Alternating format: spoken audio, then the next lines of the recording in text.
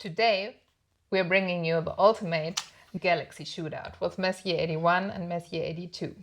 First, the all-in-one DWARF Mini Smart Telescope, the easiest way into Astro. Next, the dynamic range of the full-frame camera, the Sony Alpha 7 Mark III. And finally, a cooled, dedicated Astro camera, the ZWO 585 MC Pro. Before we start shooting, let's look at the field of view.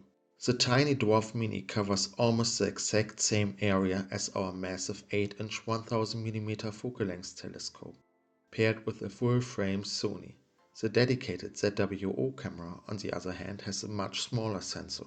Messier 81 is located in the constellation Ursa Major. We kick things off with the DWARF Mini. To be honest, the initial calibration can sometimes test your patience. We needed a couple of tries until the DWARF Mini found it through the trees.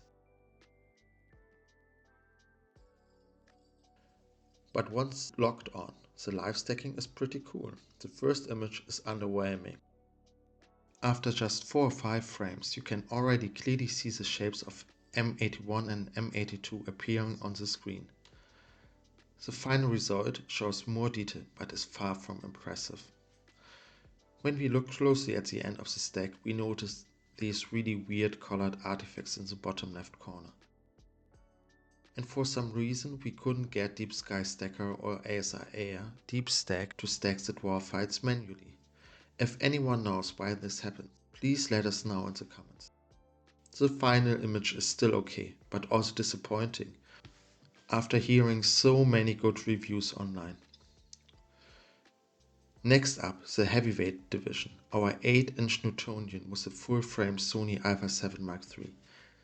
This setup gave us the best framing of the night. I even managed to capture a third Galaxy in the same frame, but we ran into a technical wall. The ZWO ASI Air didn't recognize the Sony camera, so I could only use the ASI Air for auto-guiding. I had to focus over the display of the camera. Not ideal. Any idea why it didn't work?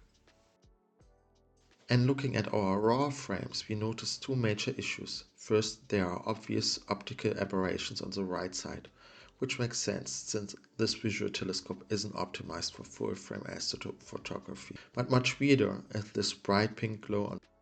It even carried over into the stacked image. Is it amp glow, a light leak? We had some minor polar lights this night. Finally, we switched to the dedicated cooled ZWO camera. It has a much smaller sensor site compared to the Sony full-frame. Because of the crop factor, we aimed it directly at Bode's Galaxy M81. With 0.5 seconds of exposure, you can already clearly see the Galaxy's core. With 5 seconds, even more. And with 30 seconds of a single exposure, you can start making out the Galaxy's arms.